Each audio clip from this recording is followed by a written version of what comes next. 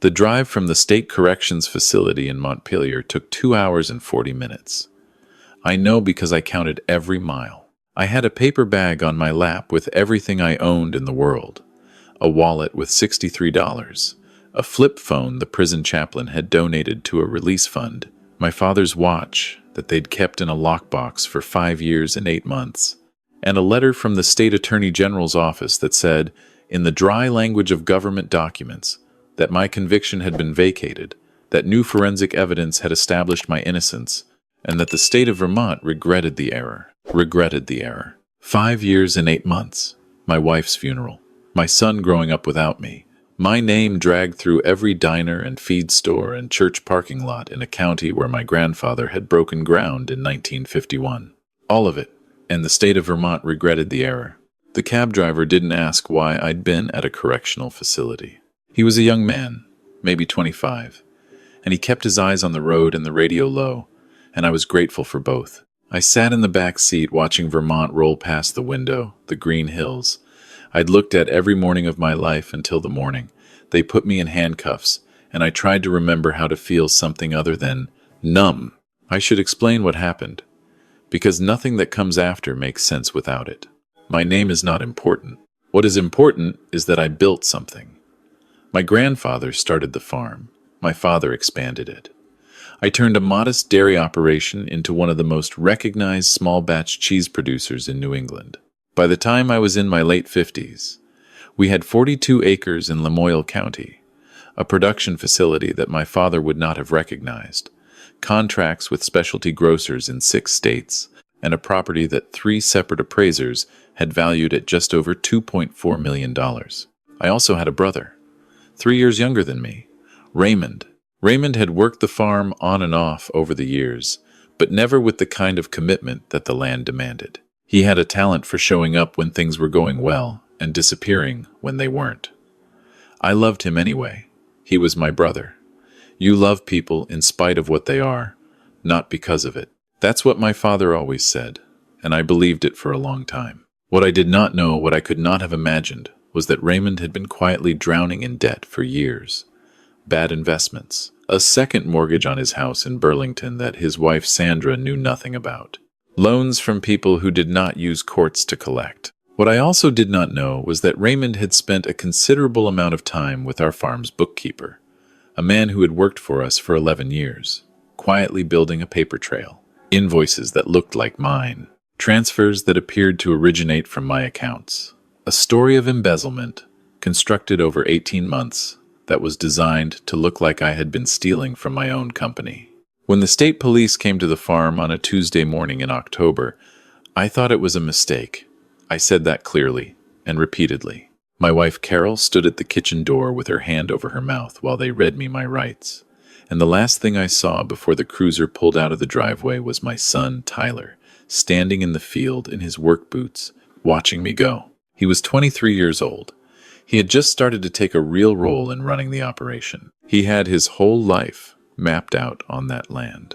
The trial took 8 months. My attorney was competent but underfunded, and the prosecution had a tidy story with clean documents and a cooperating witness, the bookkeeper, who had made a deal. I testified. Carol testified. Tyler testified. None of it mattered. The jury deliberated for less than 4 hours. I won't describe what the first weeks in a correctional facility feel like for a man who has never been in trouble in his life.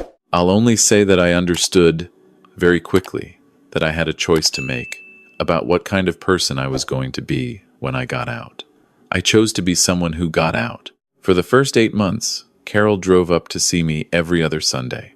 She looked smaller each time, somehow, like the situation was compressing her.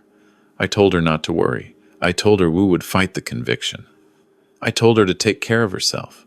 Then the visits stopped. Raymond told me, in a letter, that Carol had asked him to pass along the message that she needed space, that the stress was affecting her health, that she would write when she was ready. She never wrote. What I learned later, much later, was that Carol had been diagnosed with pancreatic cancer 3 months after my conviction. Stage 3. Raymond knew, Sandra knew. They had visited her in the hospital, sat beside her bed, held her hand while she died. They told everyone at the funeral that I had been informed and had chosen not to respond. They told my son Tyler, who was 24 years old and burying his mother, that his father had been notified and had gone silent. I did not know Carol was sick. I did not know she had died. I did not know any of it until 2 years into my sentence, when a new cellmate with a connection to the outside world pulled up an old obituary on a contraband phone and handed it to me without saying a word.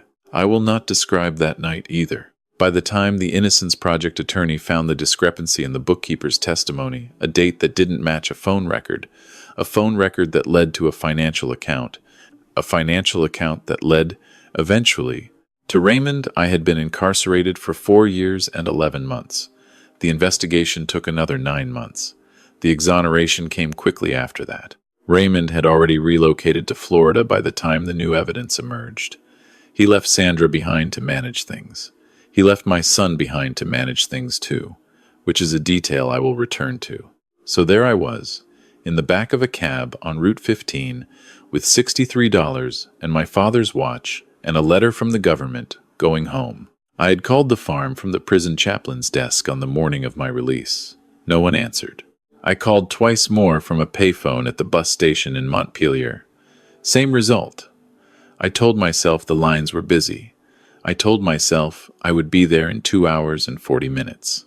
The cab turned down the county road I had driven 10,000 times in my life. The maples along the fence line were in full color. It was late September. And Vermont was doing what Vermont does in late September, burning every shade of red and orange it possessed. My father had planted those maples. I used to tell Carol that if we ever had to sell, I would miss those maples more than the house. The cab stopped at the gate. I got out and paid the driver.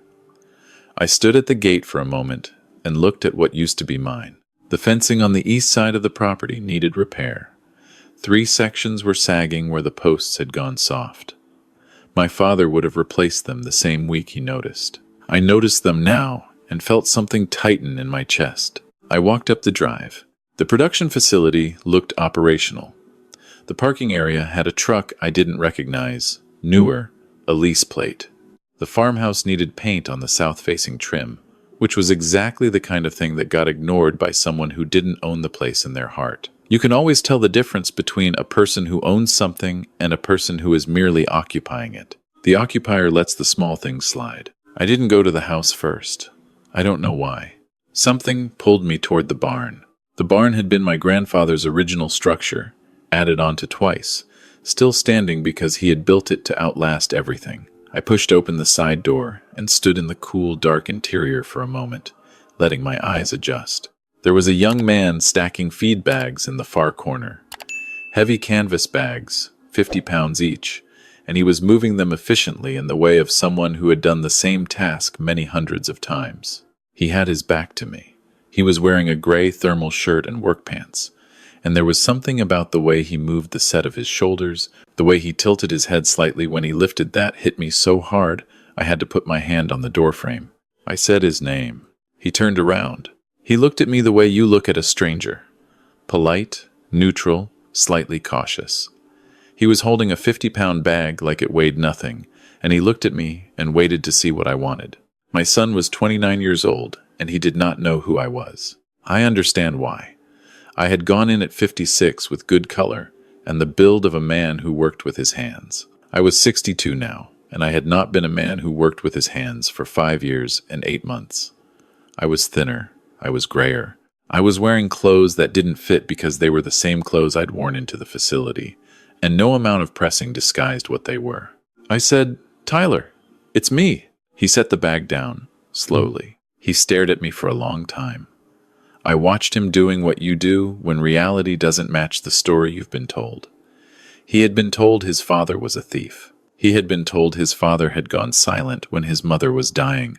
He had been told, implicitly or explicitly, that I was not coming back. "Dad," he said. Not a question, not a welcome, just a word that he needed to say out loud to see how it felt.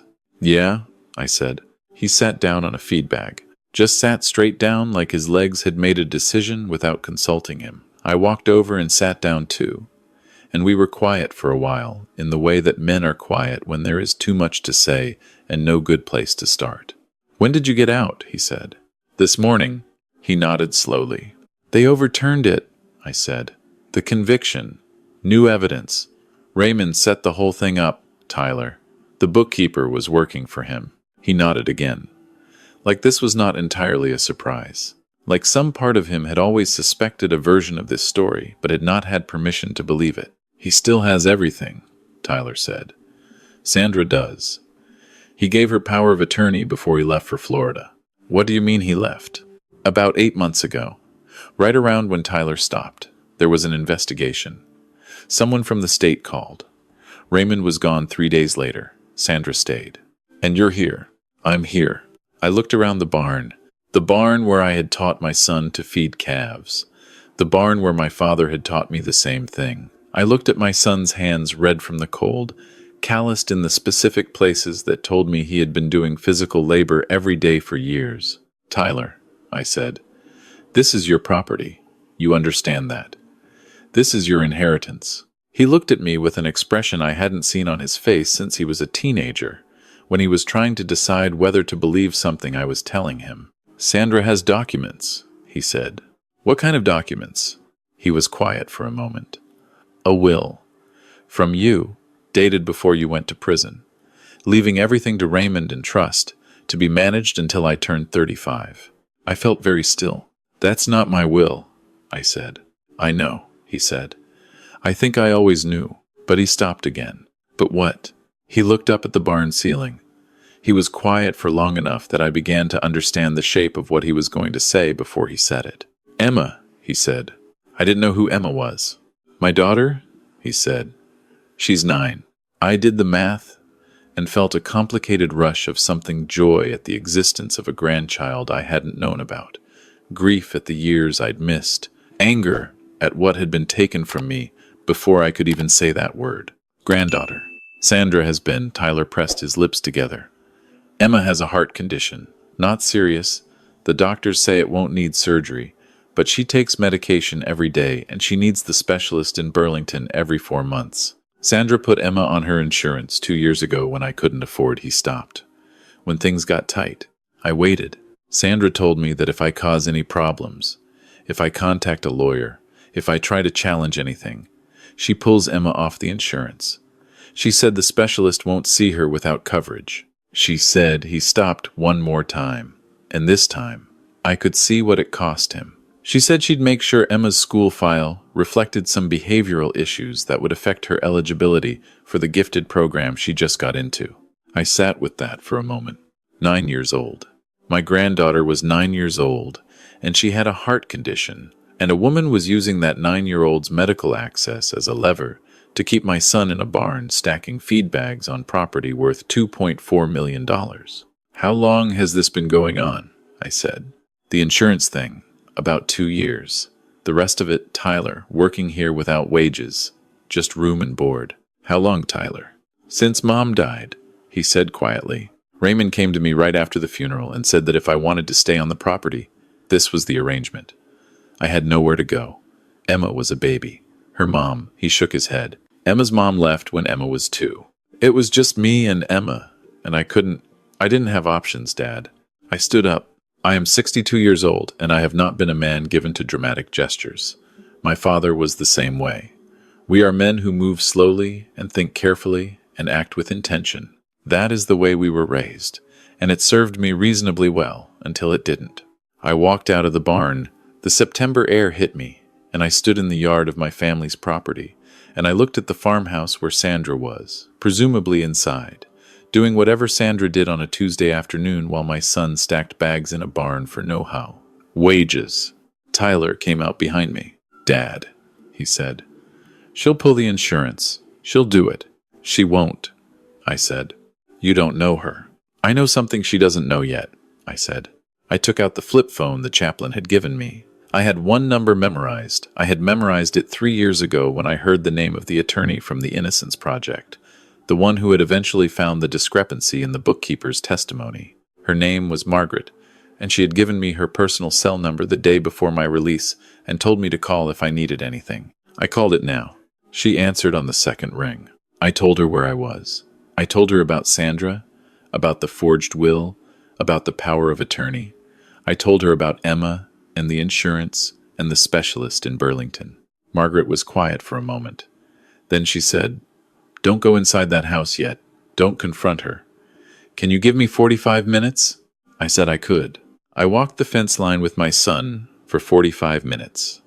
We talked about his mother. Tyler told me about her last weeks, that she had been peaceful, that the hospice nurses had been kind, that she had talked about me in the final days, that she had made Tyler promise not to believe the things Raymond had told him about why I hadn't responded to the news of her illness. "She said you didn't know," Tyler said. "She said she believed that. She said Raymond had lied to both of you, and she was sorry she hadn't found a way to get word to you herself." I had to stop walking for a moment. My wife had died believing I had been lied to. She had died protecting my reputation to our son with her last breath, while Raymond sat beside her bed playing the role of grieving brother-in-law. She had died without me there because Raymond needed me in prison, needed me cut off and discredited and buried in a cell where I couldn't see what he was doing to everything we had built. I have been asked since then whether I felt rage.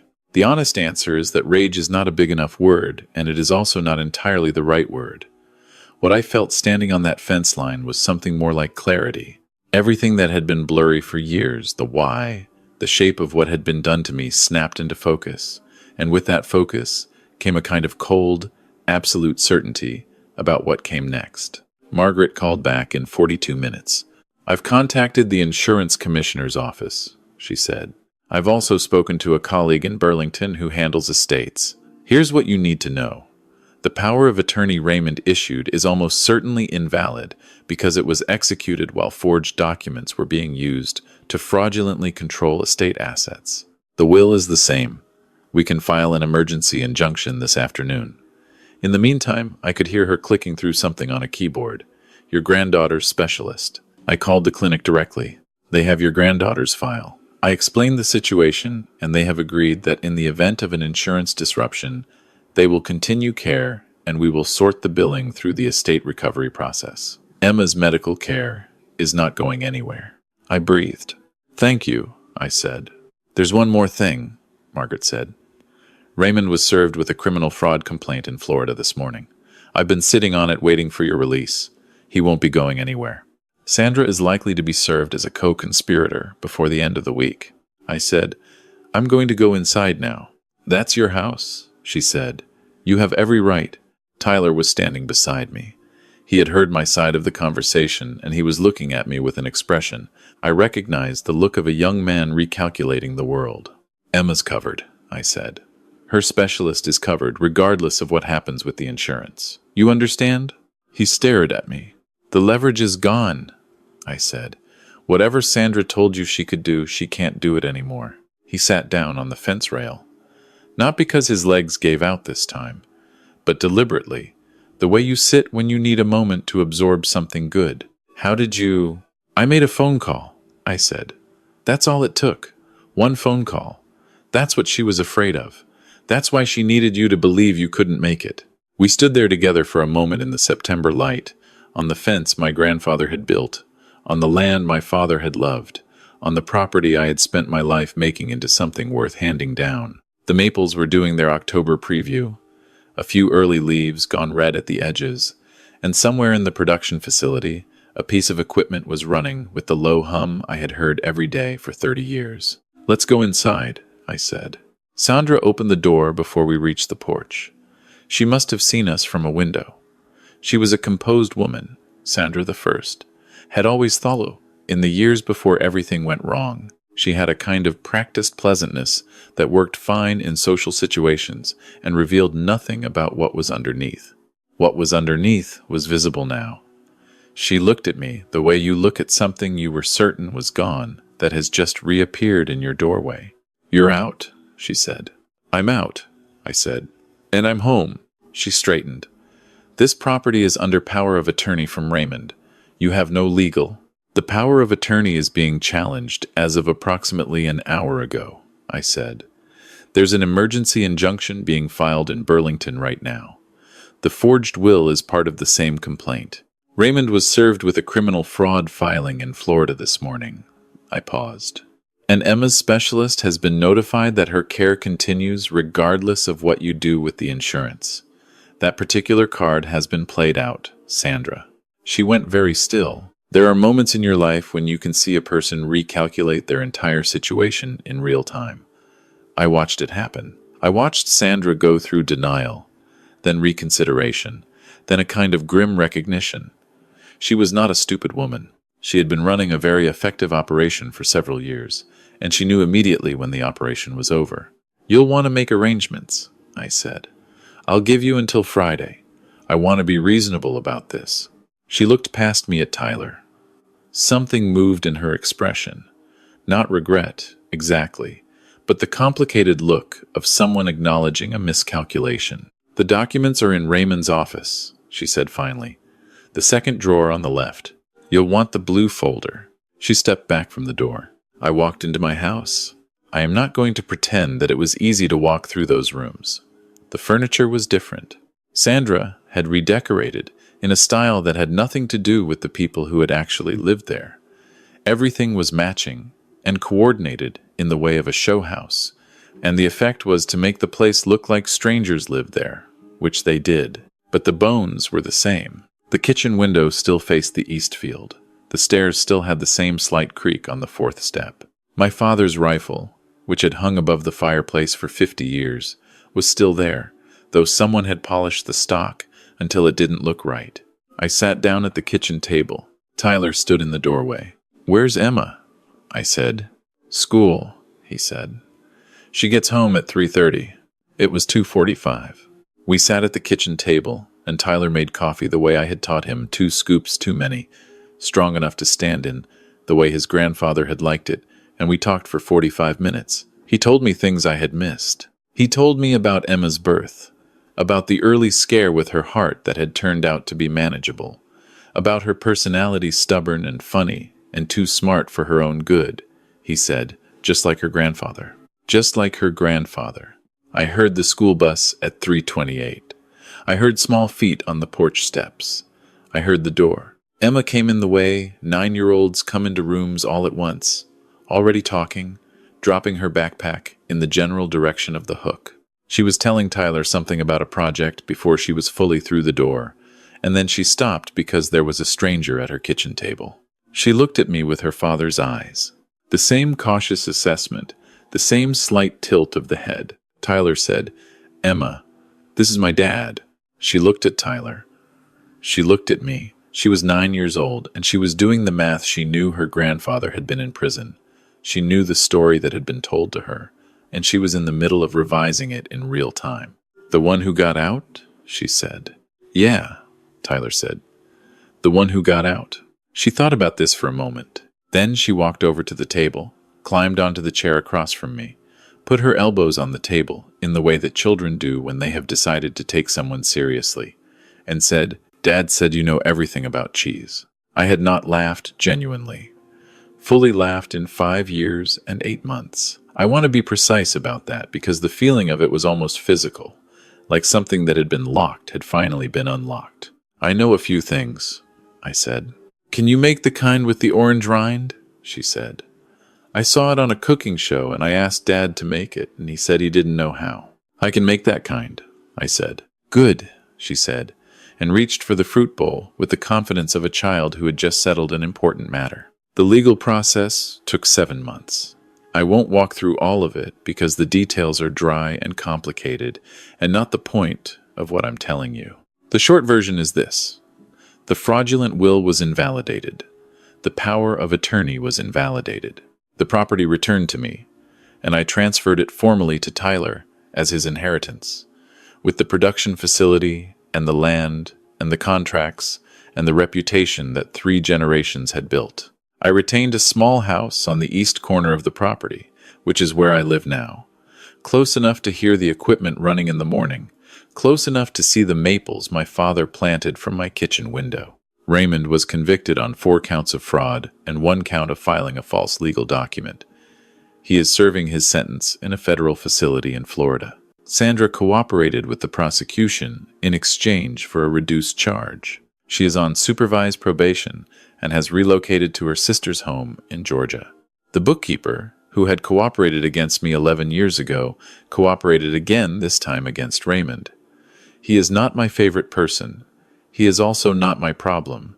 I have been asked by the attorney, by a journalist who wanted to write about the case, by a pastor at the church I've started attending again, whether I'm angry, whether I want something more than what the legal system provided, whether watching Raymond led away in handcuffs was satisfying. The answer is that I want my wife back, and no verdict gives me that. I want the 5 years and 8 months back, and no verdict gives me that either. I want the morning my son buried his mother with his father absent, and I cannot have it. What I have instead is this: a Tuesday morning in October, standing in the production facility with my son and my granddaughter, watching Tyler explain the aging process to Emma with the patience and precision of a man who has known this land his whole life. Emma is standing on a step stool to see into the aging cave, asking questions faster than Tyler can answer them.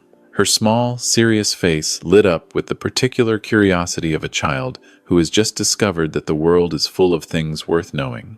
Tyler looks up and sees me watching from the doorway. He doesn't say anything. He just nods, the small nod of a man who is exactly where he is supposed to be. I nod back. My father built this place for moments like this one. My grandfather broke the ground for moments like this one. I spent 30 years of my life and 5 years and 8 months of my soul to arrive at this doorway on this Tuesday morning, watching my son teach my granddaughter the work that will outlast all of us. There is one more thing I want to say, because I have thought about it a great deal in the months since I came home, and I think it matters. When I was in that facility, in the early years before I learned to stop counting days, I used to ask myself what I would do differently. It is the thing you do when you have nothing but time. You rerun the tape. You look for the moment where you could have turned left instead of right and avoided everything. I spent a long time looking for that moment. I don't look for it anymore. Not because there wasn't a moment. There were probably several. I was too trusting of my brother. I was too confident that the truth would be obvious and the system would see it. I was too slow to understand that the people who love you can become the people who destroy you without any single dramatic turn, just a slow accumulation of small choices that you never see clearly until you're standing in a prison cell, reading your wife's obituary on a stranger's phone. But here is what I've learned, and I offer it to you as the only worthwhile thing that came out of those 5 years and 8 months. The land does not know what happened to you. It does not care about your conviction or your exoneration or your grief. It does not hold a grudge, and it does not offer condolences. It simply waits. And if you come back to it, if you find your way back, however long it takes, whatever it costs you, it will still be there, doing what it has always done, asking only that someone show up and pay attention. My grandfather knew that. My father knew it. I know it now in a way that I could not have known it at 56, before everything. Emma knows it too, I think, though she doesn't have words for it yet. She is 9 years old, and she is standing on a step stool in the aging cave, holding a round of washed rind cheese in both hands, and asking her father if she can take it to school for show and tell. And Tyler is telling her that cheese is not typically a show-and-tell item, and Emma is explaining, with considerable passion, that it should be. I lean against the doorframe and listen to them argue about it. Outside, the maples are burning red. I am home,